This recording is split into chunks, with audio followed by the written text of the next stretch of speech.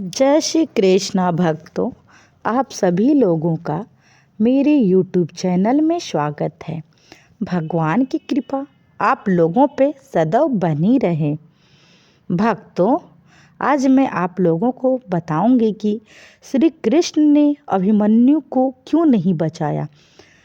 महाभारत का युद्ध जब अपने चरम सीमा पर था और कुरुक्षेत्र का वह विशाल मैदान खून से लाल हो चुका था, दोनों पक्षों की सेनाएं जीत की आकांक्षा में अपना सर्वस्व दांव पर लगा चुकी थी।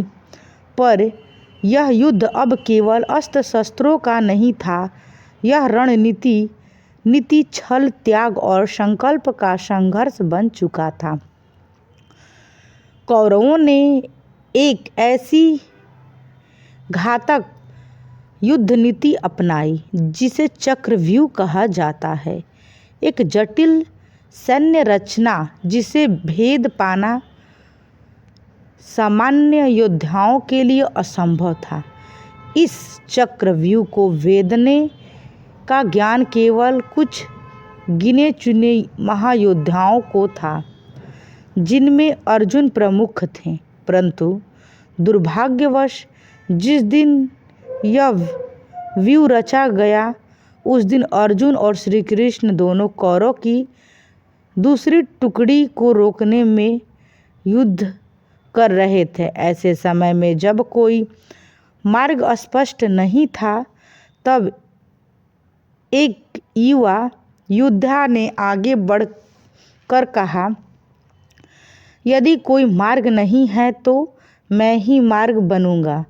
वह था अभिमन्यु, अर्जुन और सुभद्रा का पुत्र, जिसने गर्भ में ही चक्रव्यूह में प्रवेश की विधि अपने पिता से सुनी थी। परंतु बाहर निकलने की विधि अधूरी रह गई थी, क्योंकि सुभद्रा नींद में लीन हो गई थी। फिर भी अभिमन्यु ने धर्म की रक्षा के लिए अपनी जान की परवाह किए बिना चक्रव्यूह में अकेले प्रवेश किया। उसकी गर्जना, उसकी धनुष की टकरार और उसकी आंखों की ज्वाला देखकर पूरी पांडव सेना स्तंभ थी। अकेले उस वीर ने द्रोणाचार्य, कर्ण, कृपाचार्य और जयद्रथ जैसे महारथियों को संघर्ष में उलझा दिया और कई लोगों को परास्त किया। परंतु धीरे धीरे कौरवों ने नियमों की मर्यादा तोड़ते हुए उसे चारों ओर से घेर लिया। उसका रथ तोड़ दिया गया, धनुष छीन लिया गया, तलवार नष्ट कर दी गई। फिर भी वह नहीं रुका। वह गदा उठाकर लड़ा। गदा टूटी तो रथ की धुरी से युद्ध किया। अंत में जब उसके पास कोई शस्त्र न रहा तो अधर्म ने पीछे से वार कर उसे गति को प्राप्त किया। जब श्री कृष्ण और अर्जुन युद्ध भूमि में लौटे तो यह समाचार वज्र की तरह उन पर गिरा। अर्जुन शोक और क्रोध से कांप उठे और श्री कृष्ण ने बोले, हे केशव, आप तो सर्वज्ञ और सर्वशक्तिमान हैं। आप चाहते तो क्या अभिमन्यु को बचा नहीं सकते थे?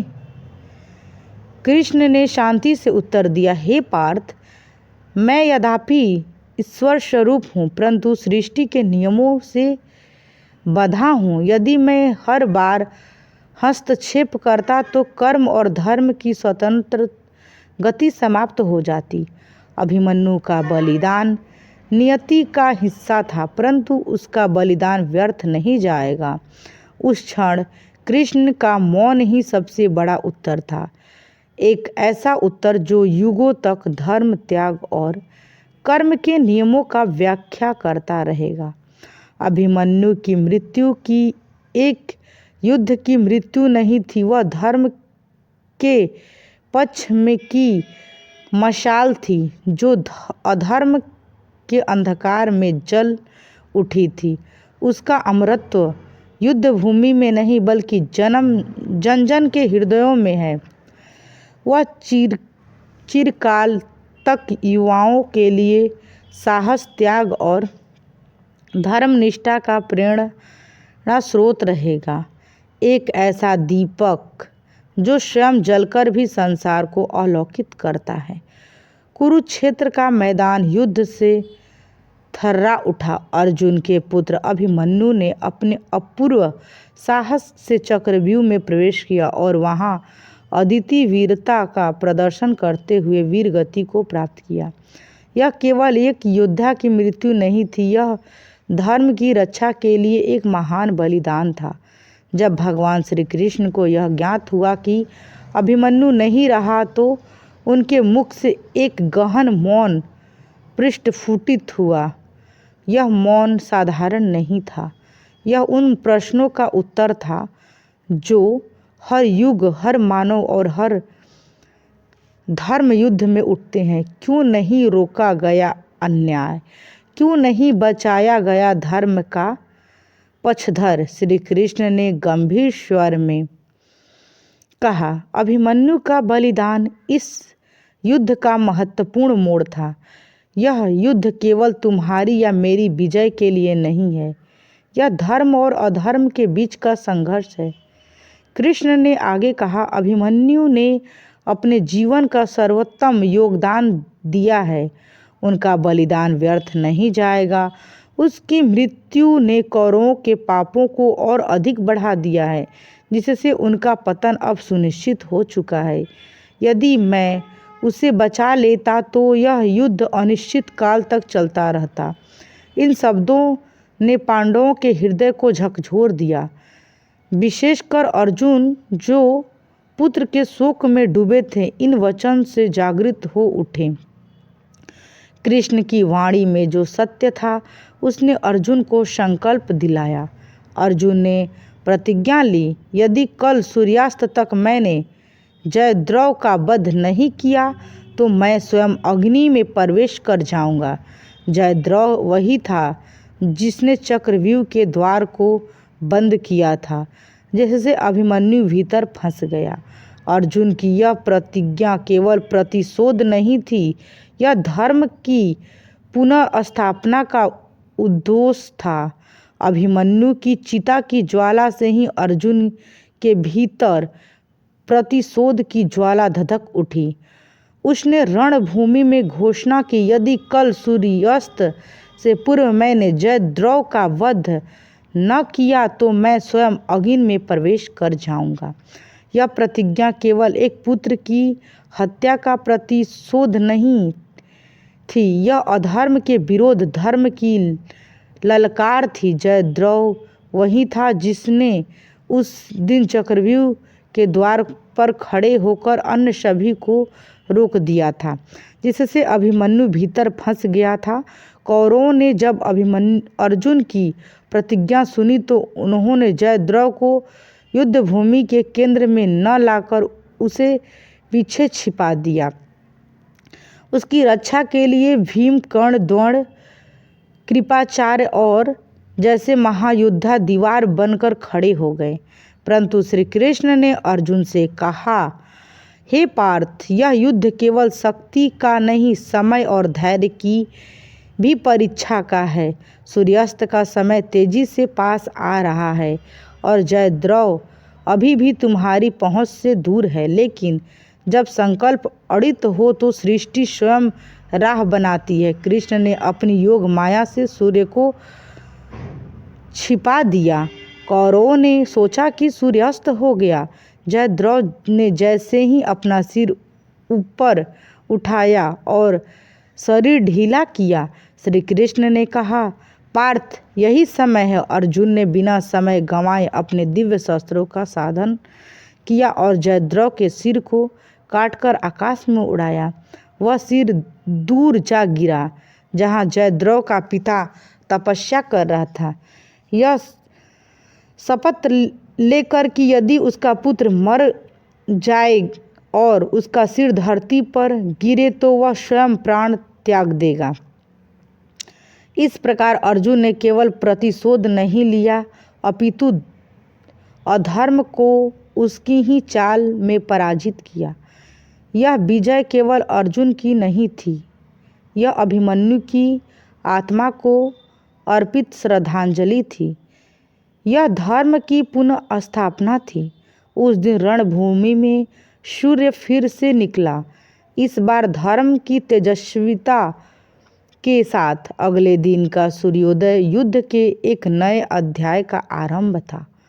अर्जुन और श्री कृष्ण ने मिलकर वह दिन कौरवों के लिए भय का पर्याय बना दिया। जयद्रथ जो भयभीत था, द्रोणाचार्य और कर्ण की शरण में जा छिपा। कौरवों ने उसकी रक्षा के लिए एक अभेद्य कवच बना दिया। कृष्ण ने अर्जुन से कहा, हे पार्थ, यह केवल शक्ति का युद्ध नहीं है, यह समय और बुद्धि की भी परीक्षा है। अर्जुन ने युद्ध भूमि में अपने गंडीव से ऐसी वर्षा की, कौरव सेना के रथ कांप उठे। परंतु समय तेजी से बीत रहा था, सूर्यास्त निकट आ रहा था। तभी श्री कृष्ण ने अपनी माया का प्रयोग किया और सूर्य को क्षण भर के लिए ढक दिया। कौरवों ने समझा कि सूर्यास्त हो चुका है और जयभद्र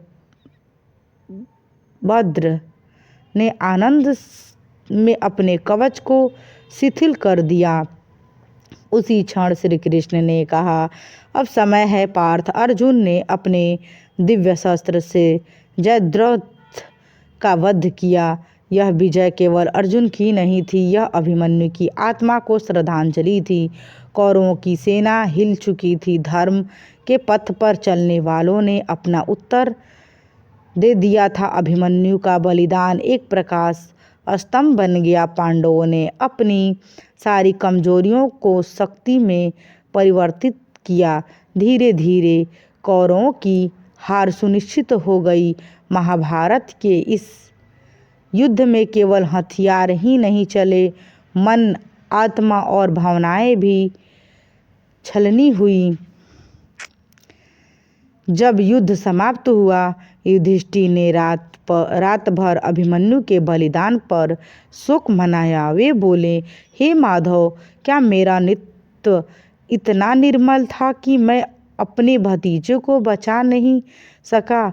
मैं इस पाप से कभी मुक्त नहीं हो पाऊंगा। कृष्ण ने उत्तर दिया, धर्मराज, यह समय आत्मग्लानि का नहीं बल्कि आगे की नीति निर्धारण का है। अभिमन्यु ने अपने धर्म का पालन किया।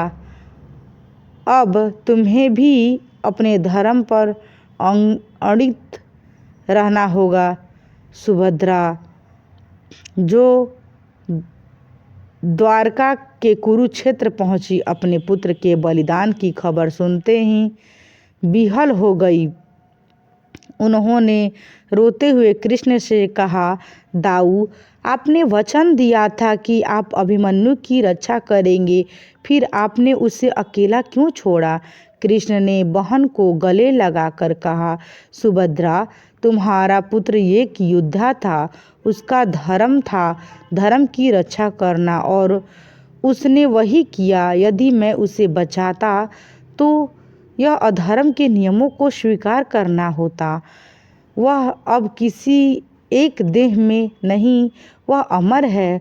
उसका बलिदान उन सभी योद्धाओं के लिए प्रेरणा है जो धर्म के लिए लड़ते हैं। महाभारत का युद्ध समाप्त हुआ, धर्म की स्थापना हुई। युधिष्ठिर ने कुरुक्षेत्र में एक भव्य स्मारक बनवाया। अभिमन्यु की स्मृति में उस स्मारक पर लिखा गया, धर्म की रक्षा के लिए दिया गया बलिदान मृत्यु के अमरत्व में बदल देता है। कृष्ण ने अंत में कहा, अभिमन्यु केवल अर्जुन का पुत्र नहीं था, वह धर्म की आत्मा था। उसका बलिदान यह सिखाता है कि सच्चा योद्धा वही जो अपने जीवन से भी ऊपर धर्म को रखे। अभिमन्यु का बलिदान आज भी एक अमिट प्रकाश की तरह मानवता को राह दिखाता है। वह केवल एक योद्धा नहीं, एक सिद्धांत था। उसका जीवन और मृत्यु दोनों यह सिखाती है कि धर्म के मार्ग पर चलने वालों को कभी भयभीत नहीं होना चाहिए। प्रेम से बोलिए जय श्री कृष्णा। ऐसी ही और भी रोचक और आध्यात्मिक वीडियो के लिए चैनल को सब्सक्राइब कर लें। भक्तों, आपको यह कथा कैसी लगी कृपया करके कमेंट बॉक्स में ज़रूर बताएं।